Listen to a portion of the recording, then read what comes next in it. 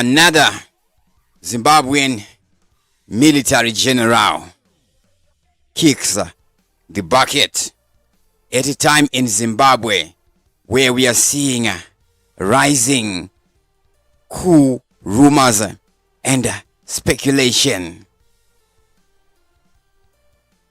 Now, this general who just kicked the bucket, who was he and how significant is his passing on? His name, General Shadrack Ndabambi.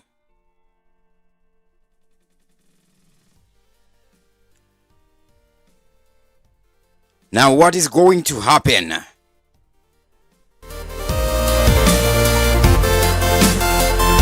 Greetings, good people. My name is Dr. Clarence and welcome back to TV7 Live, where we get to give you all the hottest and top trending topics. Broadcasting live and direct from Zimbabwe, Africa. Now, in this video, we're going to be talking about General Shadrack Ndabambi. Who is General Shadrack Ndabambi? And what role did he play in the Zimbabwe 2017 not so coup? What does his passing on mean for the Zimbabwe military? And what is happening? What is with these coup speculations that we are hearing in Zimbabwe?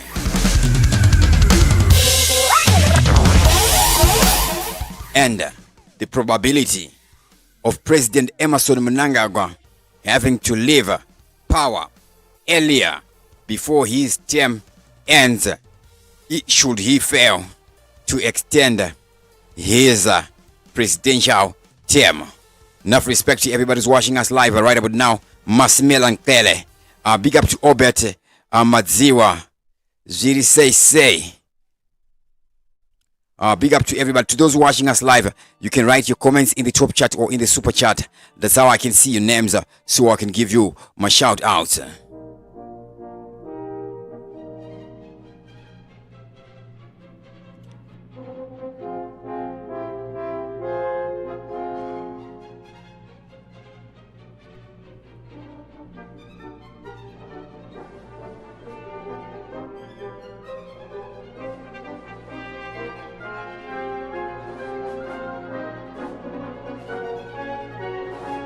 Brigadier General Shadrack Ndabambi was born in Zimbabwe and dedicated his life to serving his country through the military. His career spanned several decades, during which he rose through the ranks of the Zimbabwe National Army, demonstrating leadership and commitment. Ndabambi is perhaps best known for his involvement in the 2017 military coup that led to the ousting of longtime President Robert Gabriel Mugabe. As a long-time ally of General Constantino Chiwenga, Ndabambi played a crucial role in the military strategy during this pivotal moment in Zimbabwe's history. The coup was marked by significant political upheaval, and Ndabambi's military background positioned him as an influential figure in the events that unfolded. Initially, the military junta agreed that Emmerson Mnangagwa would serve only one term as president before handing power over to Chiwenga. However, history would show political dynamics shifted dramatically and drastically. Tragically, Brigadier General Ndabambi passed away on November 28, 2024 at his farm in Glendale. His sudden collapse raised questions and speculation regarding the circumstances of his death, especially in the light of mysterious deaths of several other military officials linked to the coup.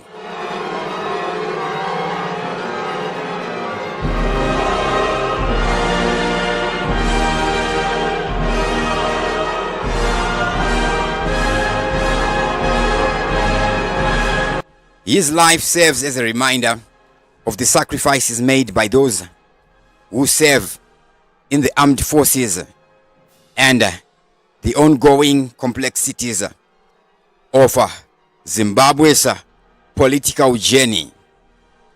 Now, we are seeing a lot of reactions on the passing on of our General Ndabambi. When we go to this article here in the Zim papers, we see this by the Herald. Zimbabwe National Army has announced the death of Brigadier General retired Chadrick Ndabambi this morning. In a statement, ZNA Director of Public Relations Colonel Alfinos Makotere said the commander, Zimbabwe National Army Lieutenant General Anselm Namusanyatwe, is saddened to announce the untimely death. Saddened. Saddened.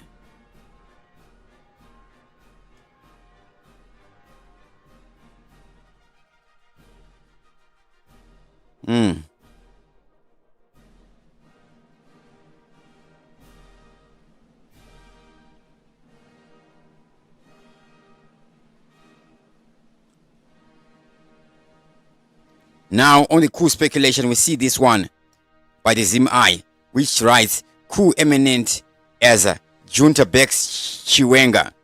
Retired senior army this was yesterday, and war veterans in Masvingo have denounced the call by overzealous ZANU-PF supporters and Mnangagwa bootlickers to have President Emmerson Mnangagwa's term in office extended beyond the 2 terms. Now, on President Emmerson Mnangagwa's term extension, there are 2 possibilities. One possibility is Mnangagwa's term extension can be his idea, or it's possible that it is not his idea, but overzealous party supporters will be doing that. We saw that happening during Mugabe's era. Mugabe wanted to leave office, but those who benefited from Mugabe's being in office wanted to push for him to remain in power, even if it meant he would rule the nation from a wheelchair. It may be his idea or not. If not his idea, then he should be able to denounce it. So we see this article which suggests coup imminent, right?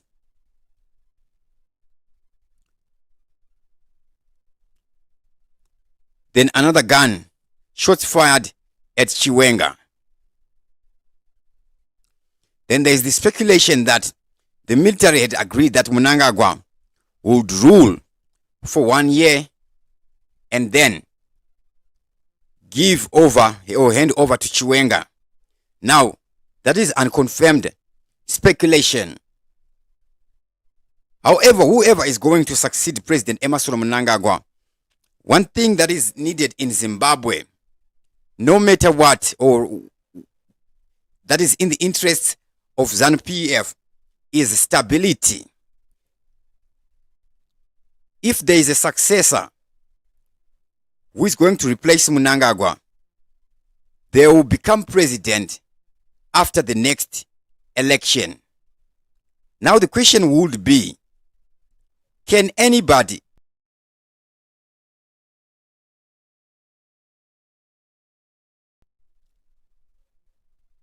bear with me, guys. There was a knock there. Somebody's hearing that I'm on live.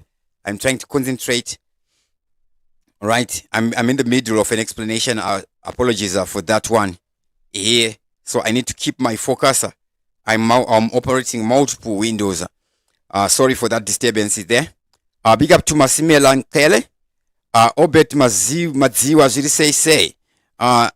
Lillian Mark. Enough respect there. Hello, Doc. Munoguna. Let me just increase that one here.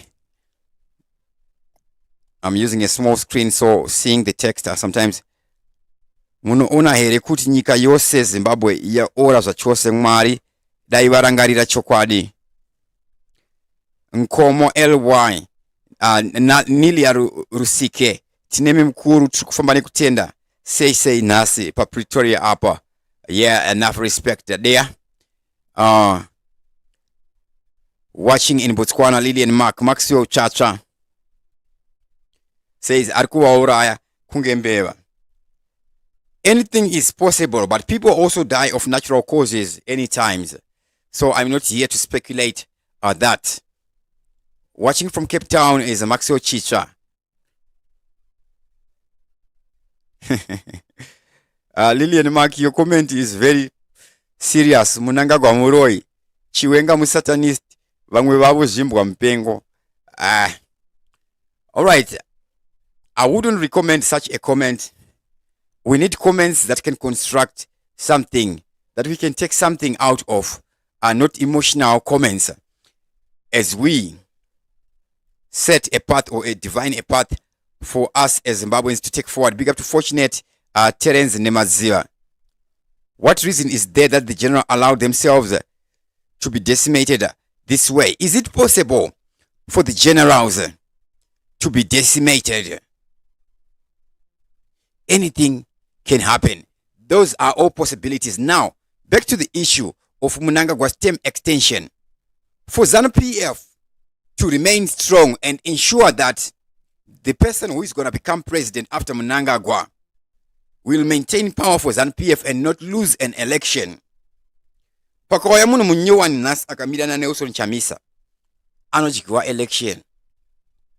Whitewash asiri Mnangagwa. Because they wouldn't have consolidated loyalty within the party. So, kumobilize my voters kuri tricky.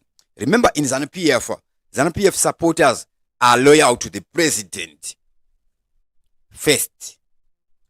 They are always loyal to the president. ZANU-PF bora msango arishande. People are not loyal to the party. They are loyal to whoever the president will be at that time, and that is the person in power. Rekumobilize one. President akamira achiti munhu wewe wandai supporter wandai bigger kuti mese mufarira achamude ngati mdenounce inhasi mangwana vanhu vese vanomuka vavenga let's say ndi Didmus Mutasa anza atichamude Didmus Mutasa aita zvakati oro ndi Joyce Mjuru anza atichamude kana kuti ndi Mnangagwa anzina Mugabe atichamude mangwana achona vanhu vese vanomuka va against that person. That is party loyalty that exists in ZANU-PF. Now, to build that, Mnangagwa, if he fails to extend his presidential term within 2024, the whole fire, we're going to see it in 2025, March 2025. That is the last time there's a chance to extend a term. If they fail, he has to leave power earlier so that his successor can become president without an election. Mnangagwa's successor has to become a president before an election. They have to become president first before an election so that they consolidate power and maintain power for the ZANU-PF. And that is the only reason. And as much as this is my hypothesis, ZANU-PF is a political party with thinkers and strategists, and those are the things that they don't overlook. Now, showing on the screen here is an image of President Emmerson Mnangagwa in the 80s there, with Chiwenga there. That is young Chiwenga there, and the young Chiwenga there. So I did a video on Chiwenga, how powerful is Chiwenga 3 days ago. So I will redo it because it had problems with audios. But what we note from this is the mysterious death of Tongo Gara. Tongo Gara was a supreme commander who had liberated zones. And Tongo Gara's assassination, we will dive into that. Who assassinated Josiah Tongo Gara and why? The military factor in Zimbabwe. There was attempts to limit the power of the vanguards of the gains of the liberation struggle. The vanguards of the gains of the liberation struggle are not the Zimbabwe National Army. The Zimbabwe National Army did not fight in the Chiwenga. These vanguards,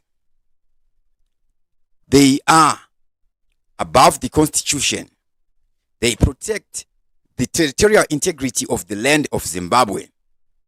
Those who were guided by the spirits through the liberation struggle, these vanguards. Who are these vanguards? Josiah Tongogara was one of them.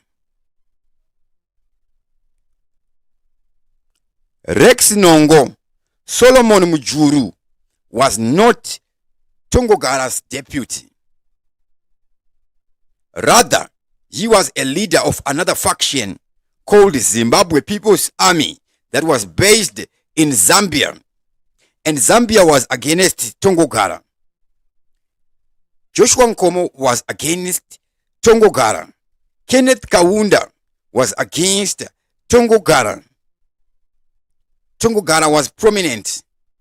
He was the man all the guerrillas listened to. He was the man who had the power and the influence. He influenced the masses such that we saw his release from an arrest in Lusaka.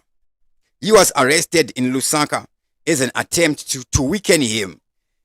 And the time that Tongogara is imprisoned is the time where we see Zambia makes efforts to unify Zipra and Zanla cadres to form the Zimbabwe People's Army that is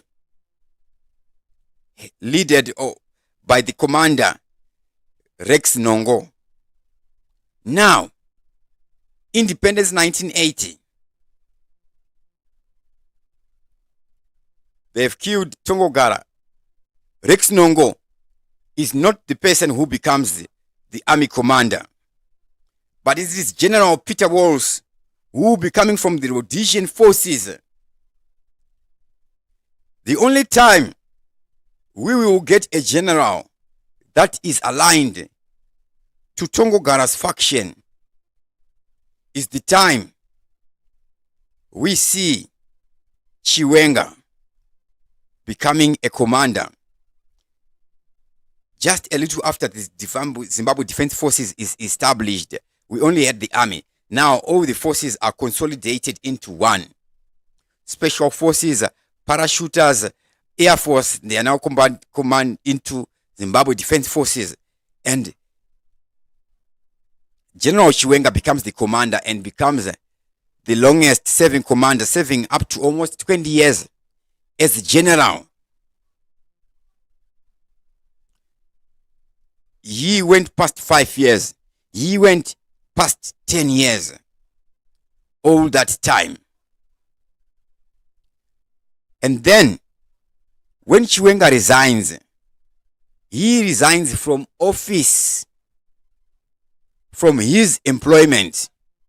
But he did not resign from his rank as a military general. And in military, there is a thing we call hierarchy. Hierarchy matters. So we'll talk about that in full in another video, which is going to be a very long video. But my question is, the question I'll leave you with so that we can think on it.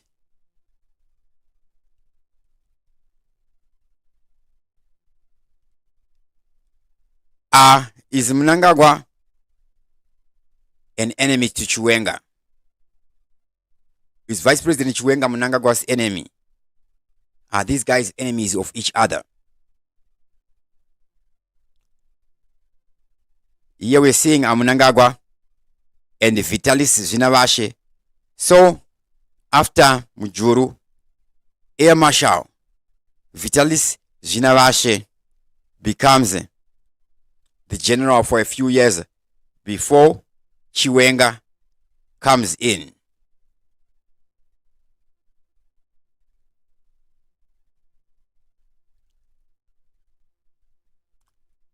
When Mujuru leaves office, he joins politics. Zinavashe leaves office, he joins politics. So there are a lot of dynamics in Zimbabwe. Remember, the military is supposed to be non-partisan. Non-partisan, what it means, we will look also on that in the Constitution. What non-partisan means is a person does not fall under a party. They are above a political party. And in the exercise of their office duty, they should not be partial or impartial. They should not take sides. In other words, if a person is non-partisan, it means they have the same power as the judiciary. They have the same power as the judges or magistrates, as the judiciary, as the chief justice. They can make legal decisions or judicial decisions. That is what non-partisan means. Remember, a government is a government of a state. A government governs the state. A government is put into power through a democratic process, through an election in a partisan nation. If the military is non-partisan, what does it mean in relation to the military and the government or the politics? So, army is non-partisan. Then section 212 of the Constitution says, it is the duty of the military to uphold the Constitution. Duty. Now, in the entire Constitution, the military is mentioned in one sentence, section 212. It is the duty. Now, I will not talk about the Defense Act, which is an act of parliament, which is not the Constitution. The Constitution reigns supreme. To uphold the Constitution does not mean to follow the Constitution.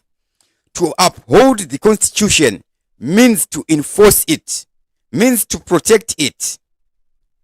So, the military upholds the Constitution and maintains territorial integrity. The government reigns supreme over the state. Over the state, over the government, over the administration, but not over the nation. Remember, Zimbabwe is a republican. What does republican mean? What is a nation? A nation is not the land, the physical land.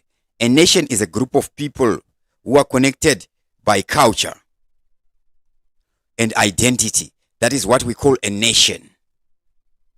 A land is the physical territory, the terrain, the territory. That is what we call land. Who owns the land?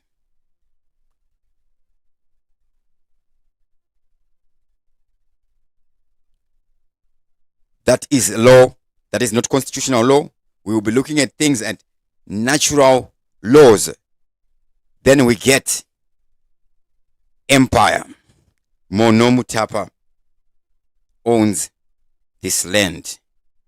Empire. In England, we have the British Empire. The monarch owns the land. So another question I'm going to leave you with. Who is the empire in Zimbabwe? Who owns Monomutapa Empire? Who is above the Constitution? Remember, the Liberation War veterans, heroes, and comrades fought in the liberation struggle. In a war, there is no law. In a war, there is no constitution. Who ensures their discipline? And just to make a note of this point, how powerful is a commander-in-chief? Is a commander-in-chief a rank in military, or it's an office title? With that, I sign out. Dr. Clarence is the name. TV7 Live is the channel. As always, thank you for watching, and I'm out.